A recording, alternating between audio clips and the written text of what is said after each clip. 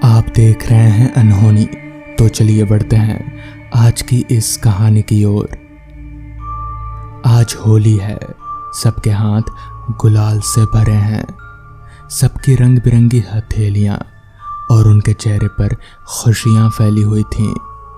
मेरे भी हथेलियां गुलाल के रंग बिरंगे रंगों से अछूती नहीं है, पर इसके साथ साथ मेरा मन भी भरा हुआ है एक पुराने अतीत से, जो उस रात के डर को हर साल होली पर मेरे मन को घेर लेती है। जब भी ये होली वापस आती है तो वो अपने साथ उस मनहूस रात की यादें भी लेकर आती है। होली में सब खुश होते हैं सिवाय मेरे। मैं भी क्या करूं, वो रात भुलाए नहीं भूलती। आज से 3 साल पहले की बात है। बिजधारा गांव में रहता हूं मैं। हमारे गांव में जीवन यापन का कोई अच्छा साधन तो है नहीं, तो लोग नौकरी की तलाश में दूर दूर शहर की तरफ चले जाते हैं। मेरे गांव के करीब एक छोटा सा शहर था, भवानीपुर।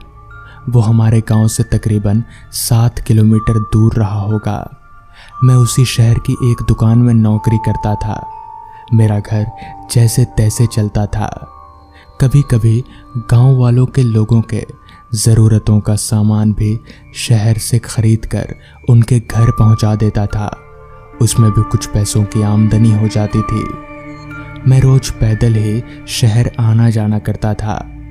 इस एक तरफ के सफ़र में 1 घंटा लग जाता था, पर करता भी क्या। एक ही बस चलती थी गांव में सुबह 11 बजे और फिर वही बस शाम को 4 बजे। होली से 1 दिन पहले की बात है। गांव के लोगों ने कुछ रंगों और पिचकारियों का ऑर्डर दिया था। मैं अपने दुकान का काम खत्म होने का इंतज़ार कर रहा था। आज बाजार में होली के कारण चहल पहल ज़्यादा थी, इसलिए हमारे दुकान पर भीड़ भी बहुत ज़्यादा थी। दुकान बंद करते करते करीब 10 बज गए। अब मुझे कुछ रंग और पिचकारियाँ भी खरीदनी थी, इसलिए मैं बाजार में ही रुक गया और सामान की खरीदारी करने लगा। ज़्यादा देर होने की वजह से कोई दुकान बंद भी हो गई थी, पर खुशी की बात तो ये थी कि मुझे मेरा सामान मिल गया। आज मैं बहुत लेट हो गया था। लगभग 11 बजे मैं बाजार से घर की तरफ निकला। रात ज़्यादा हो जाने के कारण सड़क एकदम वीरान पड़ी थी। ये वही रास्ता था जिस पर मैं रोज़ ही आया जाया करता था, पर आज एक अलग ही बेचैनी थी, डर था। सड़क पूरी तरह से सुनसान थी। दोनों तरफ पेड़ों और जंगलों की कतारें। गांव की सड़कों पर तो स्ट्रीट लाइट भी नहीं होते हैं, पर गनीमत ये थी कि आज पूर्णिमा की रात थी, इसलिए सड़क साफ साफ नजर आ रही थी। कभी कभी जब चमगादड़ चीखते हुए करीब से निकल जाते हैं तो मेरी हालत खराब हो जाती। झिंगुरों की करकराहट एक शांत डर पैदा कर रही थी। पर कहते हैं ना कि जब इंसान मुसीबत में हो तब चलने के अलावा और कोई रास्ता नहीं होता। इसलिए मैं भी चलता चला जा रहा था। मैं गांव के करीब पहुंच गया। अब मेरा गांव 300 मीटर दूर होगा। यहीं पर एक रेलवे फाटक था। मैं इसी रेलवे फाटक को पार कर रहा था कि वहां मुझे एक बच्चा रोता हुआ दिखाई दिया। करीब 1 साल का बच्चा होगा। मुझे लगा गांव के ही किसी का बच्चा होगा। जिसका भी होगा कल सुबह पता चल जाएगा। ऐसे उस बच्चे को वहां छोड़कर आने का मेरा मन नहीं हुआ। मैंने उसे गोद में उठाकर घर की तरफ चल दिया। 5 मिनट ही चला होऊंगा कि मुझे वो बच्चा भारी लगने लगा, पर मैंने सोचा कि पास में सामान है, शायद इसलिए ऐसा भारी लग रहा है। अगले 5 मिनट में वो बच्चा और भारी लगने लगा। अब मुझे कुछ अजीब लगा, पर मैं घर पहुंचने की जल्दी में ध्यान देना जरूरी नहीं समझा। फिर कुछ ही मिनट बाद मेरे पीछे कुछ घसीटने की आवाज़ आने लगी। ये आवाज़ लगातार मेरे कानों में आ रही थी। मैंने पीछे मुड़कर देखा तो उस बच्चे का पैर इतना लंबा हो गया था कि वो जमीन पर घसीटने लगा था। मेरी तो डर से हालत खराब हो गई। डरते डरते मैंने उस बच्चे की शक्ल की तरफ देखा तो उस बच्चे ने एक शैतानी मुस्कान दी। ये देखकर अब मेरी हिम्मत ने जवाब दे दिया। मैं सब सामान और बच्चे को वहीं फेंक कर बेतहाशा भागने लगा। मैं पीछे मुड़कर भी नहीं देख रहा था, मैं भागे जा रहा था। मैं अपने घर से थोड़ी ही दूर रहा हूँगा कि एक सफ़ेद साड़ी में एक औरत अपनी बाहें फैलाए मेरे रास्ते में खड़ी हो गई। वो मुझसे करीब 50 मीटर की दूरी पर होगी। मैं बेतहाशा दौड़ता रहा और उस चुड़ैल के करीब पहुंचने से पहले मैं भागकर दूसरे घर के आंगन से पहली दीवार, जो कि 4 फीट की ऊंचाई पर होगी, उसे कूदकर मैं दूसरे घर में चला गया। दरवाज़ा खुलवाकर पूरी रात वहीं रुका। गांव में तो सब एक दूसरे को पहचानते ही हैं। सुबह मैं अपने घर गया। ये बात सारे गांव में फैल गई। सबने कहा कि रेलवे ट्रैक पर कई छलावे होते हैं, हमें सावधान रहना चाहिए। तो दोस्तों, ये थी आज की पहली कहानी। तो चलिए बढ़ते हैं आज की दूसरी कहानी की ओर। एक शाम जब मैं अपने घर में बैठकर अपनी ऑफिस की छुट्टी को एंजॉय कर रहा था कि तभी मेरे फ़ोन की रिंग बजी। मैंने फ़ोन देखा तो उस पर विकास का कॉल आ रहा था। मैंने फ़ोन उठाया तब विकास ने कहा, करण, घर पर है तू? जिस पर मैंने कहा, हाँ, घर पर ही हूँ, बता क्या बात है? जिस पर विकास ने कहा, मैं तुझसे मिलने तेरे घर आ रहा हूँ। जिसके बाद विकास ने फ़ोन कट कर दिया। विकास मेरा काफ़ी अच्छा दोस्त था और हम लोग कई सालों के बाद आज मिलेंगे, क्योंकि विकास मेरे शहर से काफ़ी दूर दूसरे शहर में रहता है। खैर, करीब 10 मिनट के बाद किसी ने मेरे घर का दरवाज़ा खटखटाया। मैंने जब दरवाज़ा खोला तो दरवाजे पर विकास खड़ा था। मैं उसे देखकर काफ़ी खुश हुआ। मैं उसे लेकर घर के अंदर आया, मगर इस बार विकास का चेहरा काफ़ी उदास और उतरा हुआ सा था। जिस पर मैंने विकास से कहा, विकास, क्या हुआ तुझे? जिस पर विकास ने कहा, यार करण, मैं काफ़ी मुसीबत में हूँ, मुझे तेरी हेल्प चाहिए। जिस पर मैंने कहा, हाँ बोल, क्या हेल्प चाहिए? इस पर विकास ने बताया, कुछ दिनों से मेरे घर पर काफ़ी अजीब अजीब सी घटनाएं हो रही हैं। दिन में तो सब कुछ ठीक होता है, मगर रात होते ही पता नहीं उस घर में क्या होने लगता है। मानो किसी 2 आत्माओं का वास है उस घर पर। आत्माएं मुझे कभी उठाकर पटकने लगती हैं तो कभी मेरे घर के सारे सामानों को तहस नहस कर देती हैं। कभी वो आत्माएं रोने लगती हैं तो कभी जोर जोर से हंसने लगती हैं। उन दोनों आत्माओं में एक लड़की की आत्मा है और एक लड़की की। मैं काफ़ी परेशान हूँ और कई रातों से सोया नहीं हूँ। विकास की पूरी बात सुनने के बाद मैं जोर जोर से हंसने लगा और बोला, ये क्या बोल रहा है तू? कहीं पागल वागल हो गया क्या? इस पर विकास ने कहा, तुझे विश्वास नहीं है तो चल मेरे साथ। जिस पर मैंने कहा, अच्छा ठीक है, मैं कल चलूंगा तेरे साथ। विकास का इस दुनिया में कोई नहीं था। दादाजी थे तो वो भी कुछ साल पहले ही गुजर गए। खैर, उस रात मैंने विकास के पसंद का खाना बनवाया और खाना पीना खाकर सो गए। विकास बिस्तर पर पड़ते ही सो गया, मानो सच में वो कई दिनों से नहीं सोया हो। मगर मुझे विकास की इन सब बातों पर विश्वास नहीं था। अगली सुबह जब हमारी आंख खुली तो वक्त हो रहा था सुबह के 9 बजे का। जिस पर विकास ने उठते ही कहा, यार इतनी अच्छी नींद पता नहीं अब कब आएगी मुझे। जिस पर मैंने कहा, विकास, हमारी ट्रेन कितने बजे की है? इस पर विकास ने कहा, 2 बजे दोपहर की। सारी तैयारी करने के बाद मैं और विकास 1:30 बजे तक प्लेटफॉर्म पर पहुंच गए और ठीक 2:05 पर हमारी ट्रेन प्लेटफॉर्म पर आकर लग गई। ट्रेन के लगते ही हम एक सीट पकड़कर बैठ गए और करीब 10 मिनट के बाद ट्रेन भी खुल गई। ट्रेन जैसे जैसे आगे बढ़ रही थी, विकास के चेहरे पर वैसे वैसे डर वापस आ रहा था। ठीक 6 बजे हम उस स्टेशन पर उतर गए और रिक्शा करके विकास के घर पहुंचे। विकास का घर 2 मंजिला मकान था। नीचे में उसका फोटो स्टूडियो था और ऊपर में उसका बेडरूम। दरवाजा खोलकर विकास मुझे ऊपर ले गया तो मुझे भी ऊपर थोड़ी बेचैनी सी महसूस होने लगी। सबसे पहले मैंने रूम के सारे खिड़कियों को खोला तो मुझे थोड़ा अच्छा महसूस हुआ। खैर हमने थोड़ा आराम किया, जिसके बाद रात के खाने की तैयारी में लग गए। खाना बनाकर खा पी के जब हम बिस्तर पर लेटे तो वक्त हो रहा था रात के 11 बजे का। काफी रात हो जाने के कारण चारों तरफ गुप सन्नाटा पसरा हुआ था। अभी हम लेटकर आपस में बातें कर ही रहे थे कि तभी अचानक से लाइट चली गई। लाइट के जाते ही अंधेरे ने हमें चारों ओर से घेर लिया कि तभी विकास जोर जोर से चिल्ला उठा, अब वो लोग आएंगे, मुझे बहुत डर लग रहा है करण। मैंने किसी तरह से विकास को शांत किया। अभी हम लोग चुपचाप बिस्तर पर पड़े ही थे कि तभी फिर से एक बार विकास चिल्लाया, खिड़की पर देख, वो लोग आ गए।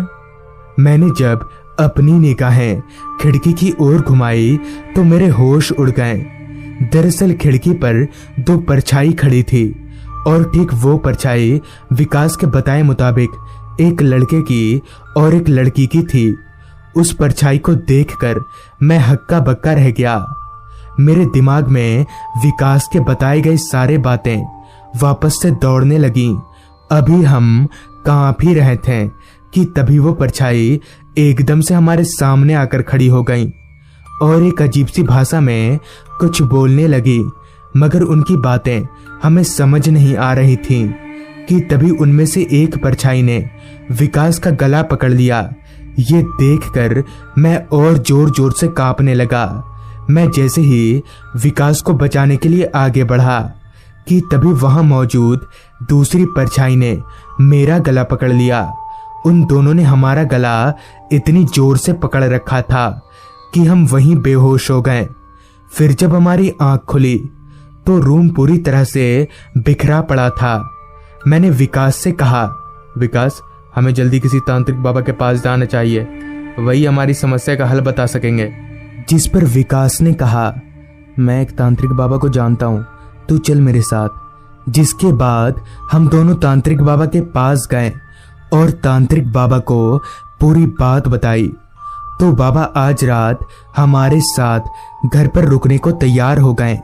शाम को बाबा के साथ हम घर लौटे। बाबा ने घर को देखते ही बता दिया कि इसमें आत्माओं का प्रकोप है, मगर वो आत्माएं चाहती क्या है इसका पता रात को ही चलेगा। देखते ही देखते शाम की हल्की रोशनी रात के अंधेरे में तब्दील हो गई और चारों तरफ घने अंधेरे के साथ सन्नाटा छा गया। मैंने जब अपनी निगाहें घड़ी की ओर घुमाई तो वक्त हो रहा था रात के 10 बजे का। अभी हम बैठे ही थे कि तभी अचानक से कमरे में चारों तरफ अंधेरा छा गया।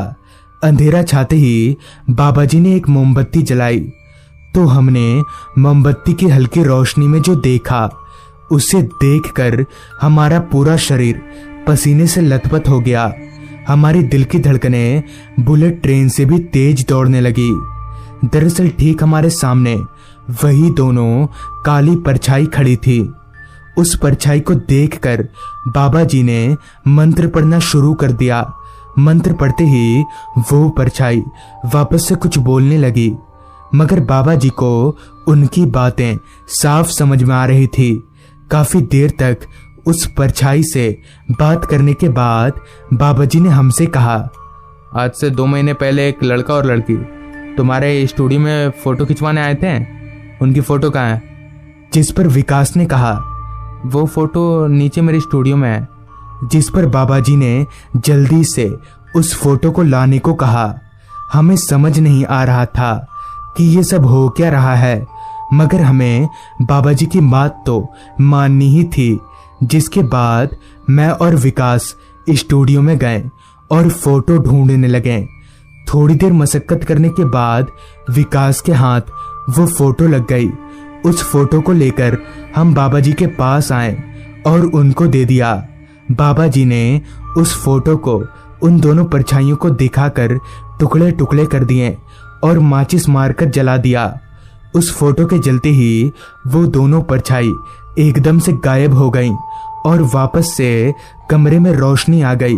जिसके बाद बाबा जी ने कहा, लो, वो आत्मा अब हमेशा हमेशा के लिए चली गई हैं। जिस पर मैंने बाबा जी से कहा, मगर बाबा जी, ये लोग कौन थे और इनको फोटो से क्या लेना देना था? जिस पर बाबा जी ने बताया, आज से 2 महीने पहले ये दोनों तुम्हारे पास फोटो खिंचवाने आए थे। ये दोनों एक दूसरे से काफ़ी प्यार करते थे। फ़ोटो खिंचवाने के बाद विकास ने इनसे कहा था कि 2 दिन बाद आकर फ़ोटो ले जाने के लिए। फिर जब ये लोग अपने घर गए तो उनके परिवार वालों को सब कुछ पता चल गया और उन्होंने इन दोनों के मिलने पर कड़ी पाबंदी लगा दी, जिससे तंग आकर इन दोनों ने आत्महत्या कर लिया। आत्महत्या करने के बाद उनकी आत्मा लोगों से इतनी नाराज़ थी कि अपनी कोई सी भी चीज़ को इस दुनिया में रखना नहीं चाहती थी। इसलिए हर रात वो आत्मा तुम्हारे घर आकर उस फोटो को खोजती थी। तो दोस्तों, ये थी आज की कहानी। घटना आज से 25 साल पहले का है, जब मैंने अपनी पूरी पढ़ाई खत्म करके नया नया डॉक्टर का पद हासिल किया था। डॉक्टर बनकर सीधे मैं अपने गांव पहुंचा तो मेरे परिवार वाले मुझे देखकर काफी खुश हुए, क्योंकि मेरे मम्मी पापा का सपना था कि मैं डॉक्टर बनूं। खैर, गांव आकर मैंने तय किया कि मैं अपने गांव में खुद का एक क्लिनिक खोलूंगा और कम से कम पैसों में गांव के सभी लोगों का इलाज करूंगा। ये तय करने के बाद मैंने गांव के चौपाल पर एक छोटा सा क्लिनिक खोला और लग गया गांव वालों की सेवा में। मगर इस बार मुझे गांव काफी बदला बदला सा लग रहा था। लोग अंधेरा होने के बाद बाहर दिखाई नहीं पड़ते थे। अंधेरा होते ही गांव में चारों तरफ खामोशी छा जाया करती थी। 2-3 दिन मैंने इस बात पर गौर किया और चौथे दिन दोपहर का खाना खाते वक्त अपने पिताजी से बोला, पिताजी, आजकल अंधेरा होने के बाद गांव वाले अपने घर से बाहर क्यों नहीं निकलते हैं? इस पर पिताजी कुछ पल चुप थे, फिर अपनी चुप्पी तोड़ते हुए बोले, वो क्या है ना, आजकल गांव में रात के वक्त बाहर निकलना ठीक नहीं है, क्योंकि आजकल गांव में अजीब अजीब सी घटनाएं हो रही हैं। अभी गांव वालों का कहना है कि अंधेरा होते ही हमारे गांव में भूत आत्माओं का बसेरा हो जाता है। कईयों ने तो खुद अपनी आंखों से देखा भी है। इसलिए गांव वाले रात के वक्त अपने घरों से बाहर नहीं निकलते। और तुम भी क्लिनिक बंद करके जल्दी ही घर आ जाना। पिताजी की पूरी बात सुनने के बाद मैंने उनसे कहा, पिताजी, आपको पता है ना, मैं इन सब बातों पर विश्वास नहीं करता। जिसके बाद मैंने खाना खाया और थोड़ी देर आराम करके वापस क्लिनिक खोलने चला गया। हालांकि उस समय मौसम बरसात का था, तो मेरे घर से बाहर निकलते ही बूंदाबांदी बारिश शुरू हो गई। तो बारिश के शुरू होते ही मैंने भी अपने चलने की रफ्तार काफी बढ़ा दी और भागता हुआ सीधे अपने क्लिनिक में पहुंचा। तो मेरे क्लिनिक पहुंचते ही बूंदाबांदी बारिश मूसलाधार बारिश में तब्दील हो गई, मानो बारिश मुझ पर मेहरबान होकर मेरे क्लिनिक पहुंचने का ही इंतजार कर रही हो। खैर, क्लिनिक पहुंचकर मैं क्लिनिक में बैठ गया। तब वक्त हो रहा था शाम के 5 बजे का, लेकिन बरसात का मौसम होने के कारण शाम के 5 बजे ही अंधेरे ने धीरे धीरे अपना रंग जमाना शुरू कर दिया था। देखते देखते 4 घंटे कब बीत गए पता ही नहीं चला, मगर बारिश अब भी रुकने का नाम नहीं ले रही थी। घटना आज से काफी साल पुरानी होने के कारण उस समय हमारे गांव में बिजली की कोई सुविधा नहीं थी, जिस वजह से रात के वक्त सभी लोगों को लालटेन का सहारा लेना पड़ता था। मैं भी लालटेन जलाकर चुपचाप अपनी टेबल पर बैठा हुआ था। बस यही सोच रहा था कि आखिर क्लिनिक बंद करके घर कैसे जाऊं। ये सोचते सोचते मैंने अपने मन ही मन में कहा, कुछ देर और बारिश के रुकने का इंतजार करता हूं, वरना भींगकर ही घर जाना पड़ेगा। ये कहकर मैंने और आधा घंटा इंतजार किया, मगर बारिश तब भी नहीं रुकी। मेरे पास दूसरा कोई उपाय भी नहीं था, तो मुझे भींगकर ही घर जाना पड़ेगा। ये सोचकर मैं टेबल पर से उठा। अभी मैं उठा ही था कि तभी एक आदमी भागता हुआ मेरी क्लिनिक में आया और बोला, डॉक्टर बाबू, आप जल्दी चलिए मेरे साथ, वरना अनर्थ हो जाएगा। उस आदमी से ये सुनकर मैंने कहा, क्यों, क्या हुआ है? मेरे ये पूछने पर उस आदमी ने बताया, वो मेरे पिताजी की तबीयत काफी खराब है, आप जल्दी चलिए मेरे साथ, डॉक्टर साहब प्लीज। बारिश काफी तेज हो रही थी और साथ ही रात भी काफी हो चुकी थी, मगर एक डॉक्टर होने के नाते मैं उसे जाने से मना नहीं कर सकता था, तो मैं उस आदमी के साथ जाने के लिए मान गया। जिसके बाद उस आदमी ने मुझे एक छाता दिया और हम दोनों क्लिनिक से बाहर निकले। बाहर निकलकर मैंने क्लिनिक बंद किया और वापस से उस आदमी के पीछे पीछे चलता बना।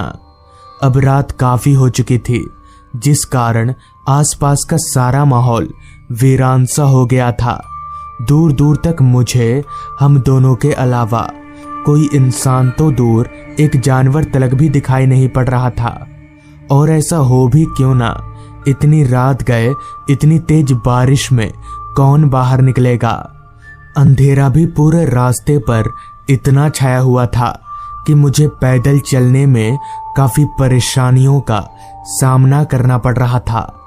एक तो काला घना अंधेरा, ऊपर से झमझमाती बारिश की आवाज एक ऐसा माहौल बना रही थी जिसे मैं अपने जीते जी कभी भूल नहीं सकता।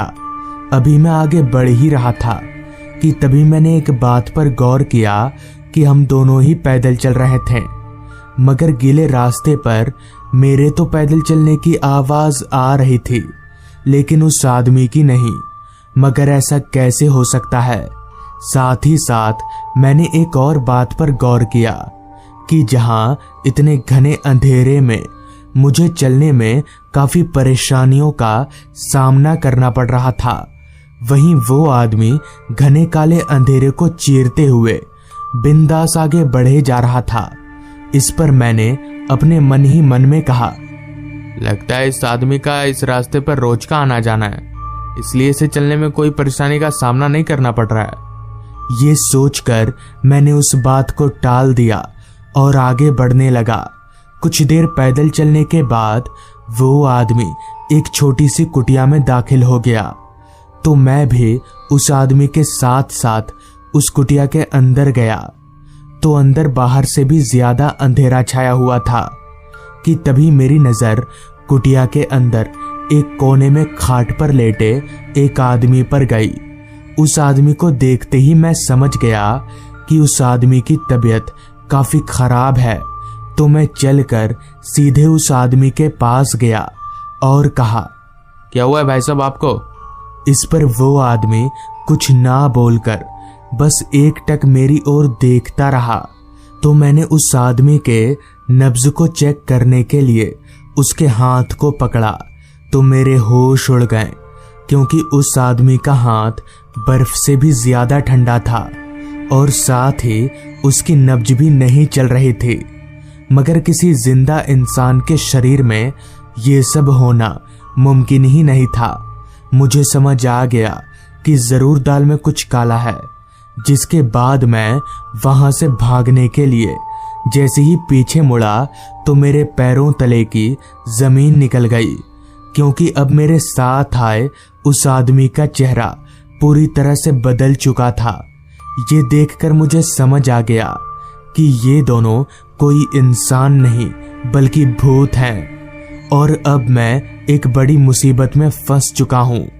इससे पहले कि वो दोनों भूत मुझे मार डाले, मैंने दौड़ लगा दी और भागता हुआ अपने घर जाकर ही रुका। उस रात तो किसी तरह से मेरी जान बच गई, मगर उस रात के बाद से मैं भी जल्दी क्लिनिक बंद करने लगा। तो दोस्तों, ये थी आज की कहानी। अगर आपको ये कहानी पसंद आई हो तो चैनल को ज़रूर सब्सक्राइब कर लें। तो मैं आपका दोस्त आर्यन जल्द ही मिलूंगा आपसे ऐसी ही एक कहानी के साथ।